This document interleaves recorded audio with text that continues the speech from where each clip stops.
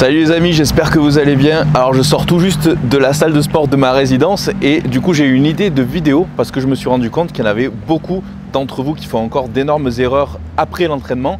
Et du coup je voulais vous faire cette petite vidéo, donc c'est les 8 erreurs les plus courantes donc post-entraînement qui vous empêchent d'optimiser au maximum votre récupération et donc forcément qui vont impacter votre prise de muscle ou votre perte de gras.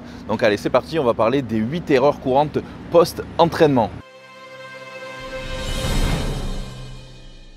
Donc tout d'abord, il faut comprendre qu'est-ce qui va se passer après une bonne grosse séance. Donc après une séance d'entraînement intense, on va avoir forcément des douleurs musculaires et ça en fait c'est lié à ce qu'on appelle des larmes microscopiques, donc c'est-à-dire des micro-traumatismes musculaires tout simplement. C'est souvent lié quand on change de séance d'entraînement, de programme d'entraînement, quand on augmente les charges, quand on augmente la résistance, quand on change d'exercice ou même quand on change de salle parfois, qu'on fait un exercice pour la première fois par exemple, et bien là forcément on a encore plus de douleurs musculaires et de courbatures. Donc à ce moment-là, forcément, nos réserves de glycogène sont épuisées et donc c'est pour ça qu'on est fatigué et qu'on ressent des douleurs et qu'on a faim aussi surtout. Donc ça c'est tout à fait normal et bien sûr ça dépend bien évidemment de l'intensité de votre entraînement. Malgré tout, il y a encore beaucoup d'erreurs courantes que les gens font après leur séance d'entraînement et ces erreurs elles peuvent réellement tuer tous vos progrès et donc vos efforts que vous faites à la salle et dans l'assiette et forcément vous éloigner de plus en plus de vos objectifs, même si vous êtes travaillé dur et que vous êtes persévérant. Alors la première erreur, c'est déjà de croire qu'on ne peut pas manger du tout de lipides après notre séance d'entraînement. Donc c'est tout ce qui est noix, huile, un bon gros steak par exemple, des œufs, du saumon, etc. Et cette croyance, c'est vrai que ça existe depuis très longtemps et même moi j'y croyais dur comme fer. Et en fait c'est basé sur l'idée que tout ce qui est lipides, donc graisse, ça va ralentir la digestion de votre repas et donc vos nutriments ils vont mettre beaucoup plus de temps à pénétrer dans vos cellules musculaires et que votre corps mettra forcément plus de temps à dégrader les fibres musculaires et à les réparer par la suite et du coup ça mettra plus de temps pour construire du muscle. Et c'est vrai que les glucides et les protéines jouent un rôle quand même beaucoup plus important dans le processus de récupération et de croissance musculaire parce que les lipides ils n'aident pas vraiment à ça. Par exemple, ils n'aident pas à créer un pic d'insuline comme le font les glucides et ils ne peuvent pas être utilisés pour réparer les fibres musculaires comme les protéines le font. Donc en général, ils n'ont pas vraiment de propriétés anabolisantes directes comme les glucides et les lipides. Donc ceci étant dit, il n'y a pas réellement de preuve qu'il est vraiment mauvais d'avoir des lipides juste après votre entraînement, même si effectivement ça peut ralentir l'absorption de votre repas post-entraînement. Donc ça ne devrait pas avoir vraiment d'impact négatif ou contre-productif sur votre entraînement et votre récupération. Évidemment, vous ne devez pas forcément attendre très longtemps pour manger après votre entraînement, mais vous n'avez pas nécessairement besoin de sauter directement sur votre shaker de whey ou rentrer chez vous très rapidement pour manger votre repas de suite. Donc si votre repas il prend un petit peu de temps à être absorbé et assimilé parce que vous aviez ajouté quelques lipides, ça ne va pas vraiment faire une énorme différence. Surtout si vous avez déjà pris par exemple votre petit déjeuner ou alors que vous avez simplement mangé avant votre entraînement. D'ailleurs, la plupart des recherches sur le sujet sont assez limitées et généralement elles concernent le plus souvent des cyclistes et pas des culturistes ou des haltérophiles. Mais dans tous les cas, ces recherches elles montrent en général que même si on mange une grosse source de lipides après l'entraînement, qui représente environ 45% des calories, ça ne va pas forcément impacter votre récupération. Donc voilà, ce qu'il faut vraiment retenir de tout ça, c'est que même si vous mangez des lipides après votre entraînement, ça ne va pas non plus être dramatique et ça ne va pas impacter négativement votre récupération et donc votre processus de développement musculaire. Et d'ailleurs, si vous vous rappelez bien, à l'époque d'Arnold, ils buvaient du lait entier avec leurs protéines en poudre après leur entraînement et ça ne leur a pas empêché pour autant de continuer et de progresser et de bien récupérer. Donc la seule exception à ça, c'est si vous n'avez rien mangé depuis 4 heures ou alors que vous pratiquez le jeûne intermittent. Évidemment, là, vous aurez tout intérêt à limiter au maximum votre consommation de lipides après votre entraînement, justement pour essayer d'amener le plus rapidement possible les nutriments dans vos muscles. La deuxième erreur, c'est de vous goinfrer tout de suite après votre entraînement en guise de récompense. Donc vous vous dites, là je viens de me taper une grosse bonne séance cuisse et du coup je vais me faire plaisir, je vais me taper un énorme cheat meal ou alors je vais me gaver de bonbons. Ça j'ai pu le voir en sortant de la salle, donc c'est vraiment véridique.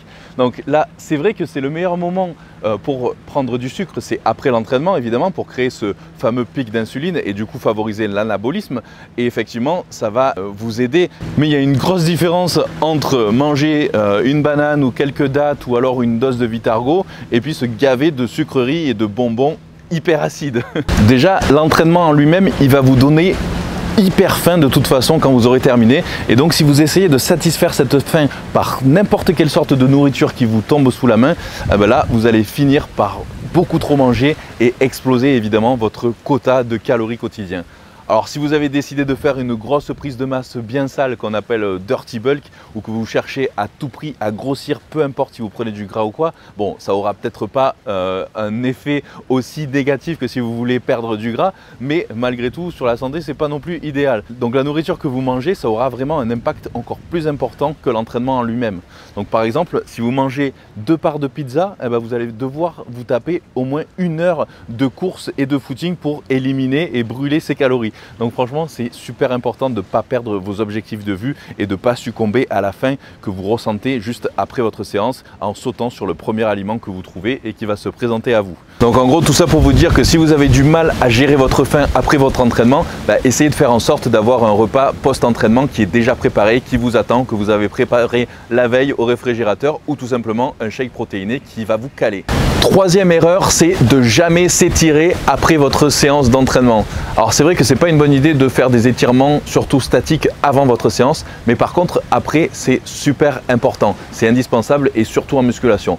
Pourquoi? Parce que tout simplement au fil des années, au fil du temps, vos muscles vont devenir de plus en plus forts, de plus en plus tendus, et vont perdre de leur flexibilité si vous ne les étirez jamais. Donc par exemple, vos pectoraux, à force de faire des développés couchés, des écartés, etc., au fur et à mesure, ils vont devenir de plus en plus tendus et ils vont se raccourcir. Et donc ça va entraîner aussi une rotation de l'épaule vers l'avant, notamment une mauvaise posture, un dos voûté, etc. Et ça peut aussi conduire à terme à des blessures. Et ça, c'est exactement pareil pour les autres groupes musculaires. Les muscles vont donc perdre en élasticité et donc en flexibilité.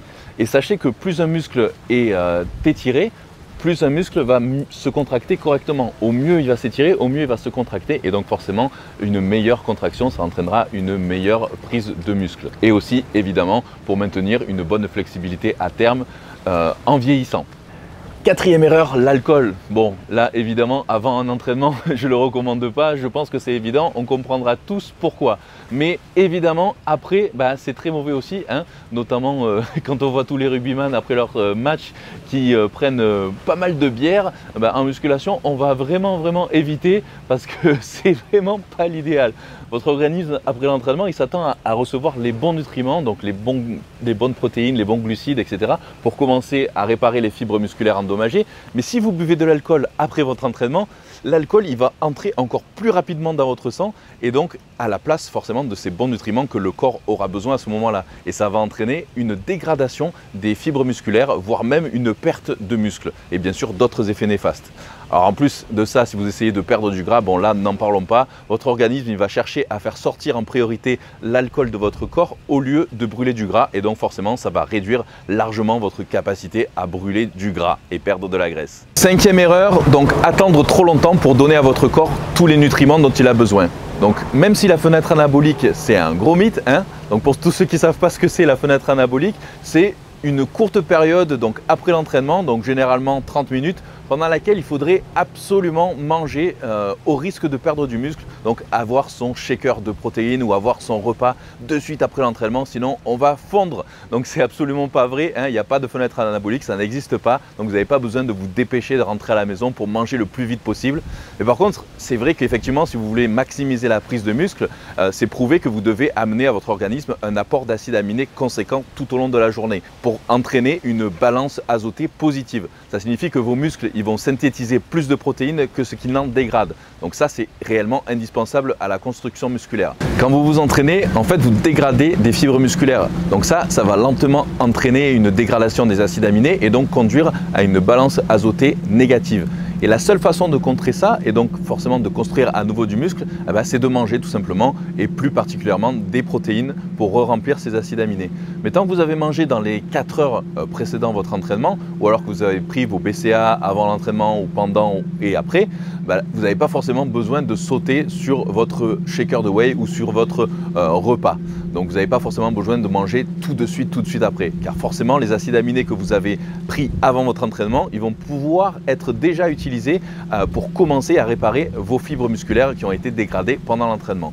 Alors par contre, évidemment, si vous n'avez rien mangé de toute la journée avant votre entraînement, dans ce cas-là, effectivement, l'organisme il va être en mode catabolique au lieu d'être en mode anabolique, jusqu'à ce que vous preniez votre repas, évidemment, ou vos BCA. Alors malgré tout, même si vous avez mangé avant votre entraînement et que vous attendez plus de 4 heures pour manger après votre entraînement, vous allez quand même impacter négativement votre récupération et donc forcément votre prise de masse musculaire va être du coup pas optimisée du tout. Et vous allez être très bas en acides aminés et donc forcément vous allez avoir une balance azotée négative qui va conduire au catabolisme musculaire. Donc même si vous ne devez pas vous jeter sur votre shake de protéines de suite après votre entraînement pour pas louper cette fameuse fenêtre anabolique inexistante, c'est malgré tout une bonne idée quand même de ne pas attendre trop longtemps. Donc je conseillerais d'avoir au moins un shake de protéines ou un repas solide dans les 2 heures qui suivent votre entraînement. 6e erreur, donc ne pas avoir assez de protéines après votre entraînement. Donc si vous n'avez pas assez de protéines après votre entraînement, forcément vous n'allez pas avoir la quantité d'acides aminés nécessaire et suffisante pour commencer le processus de réparation des fibres musculaires et donc construire du muscle. Donc il vous faudra environ 0,3 g par kilo de poids de corps de protéines après votre entraînement, donc ce qui équivaut à environ 27 grammes pour une personne de 90 kg. Et donc pour arriver à ce quota, vous pouvez prendre par exemple une barre protéinée, un shake de whey par exemple ou un repas solide dans un laps de temps raisonnable après votre entraînement. Rappelez-vous malgré tout qu'un repas solide sera toujours meilleur qu'un shake et si vous prenez votre shake de protéines après votre entraînement, essayez d'avoir malgré tout un repas solide dans les heures qui suivent ou plus tard dans la journée, disons. 7e erreur, ne pas dormir suffisamment ou ne pas avoir suffisamment de récupération en règle générale. Donc c'est bien connu, la règle d'or pour optimiser la prise de masse musculaire, c'est manger, s'entraîner et dormir. Et la plupart du gens respectent assez bien donc les 2 premiers, mais par contre pour ce qui est de la récupération et du sommeil, en général ce n'est pas suffisant et c'est pour ça bien souvent que vous avez du mal à construire du muscle parce que vous ne vous préoccupez pas assez du sommeil et de la récupération. Alors que vous mangez super correctement, votre plan diète est bien calibré, votre entraînement et tout ça est super bien planifié, mais vous ne récupérez pas assez et vous ne dormez pas assez. Évitez de passer vos soirées à sortir le soir ou jouer aux jeux vidéo jusqu'à 4 heures du mat ou vous coucher super tard. Ça peut réellement impacter négativement votre récupération et donc votre processus de développement musculaire. Donc je vous conseille bien évidemment, si possible, de dormir au moins 7 heures par nuit de façon régulière. Enfin, 8e erreur, ne pas boire assez d'eau après votre entraînement. Donc surtout si vous transpirez beaucoup, évidemment pendant votre entraînement, il faut absolument remplacer les liquides de votre organisme pour l'équilibre des fluides. Donc c'est super important de boire beaucoup, surtout si vous transpirez beaucoup pendant votre entraînement. Et vous allez perdre aussi des électrolytes en transpirant beaucoup. Et il y a énormément de marques qui se sont empressées de faire croire que pour remplacer ces électrolytes, il vous faut absolument boire une boisson, donc du type Gatorade ou un truc du style. Et ce genre de boisson, il faut savoir que c'est loin d'être idéal pour se réhydrater, d'autant plus si vous faites attention à vos calories. Au lieu de ça, faites plutôt en sorte de boire beaucoup d'eau pendant votre entraînement et bien sûr après. Et si vous êtes préoccupé par le fait de remplacer du coup ces électrolytes perdus pendant votre training, vous pouvez tout simplement boire de l'eau de coco, donc ça sera moins cher que le Gatorade et ça sera beaucoup plus sain. Ouais les amis, ça sera tout pour aujourd'hui. Donc c'était les 8 erreurs qui reviennent le plus souvent après un entraînement et du coup qui peuvent freiner complètement votre progression, votre processus de développement musculaire ou de perte de gras. Donc j'espère vraiment que vous aurez apprécié cette petite vidéo. N'oubliez pas de vous abonner à la chaîne surtout pour ne pas louper les prochaines vidéos. Activez aussi les notifications, le petit pouce aussi. Et puis si vous voulez perdre du gras plus rapidement ou construire plus de muscles sans faire les erreurs courantes, allez checker mon site Julien adriencagliarini.com, vous trouverez des programmes justement, notamment le ProMass et le Pro Shreds qui contiennent des éditions spéciales Home Gym. Donc plus d'excuses, vous pouvez vous entraîner chez vous avec un minimum de matériel. Et pour ceux qui n'ont vraiment aucun matériel, vous avez toujours mon programme Zero Gym qui est totalement au poids du corps sans aucun matériel. Donc plus aucune excuse pour progresser et continuer à vous entraîner. Voilà les amis, sur ce, je vous dis à très vite et surtout ne lâchez rien. Bye bye.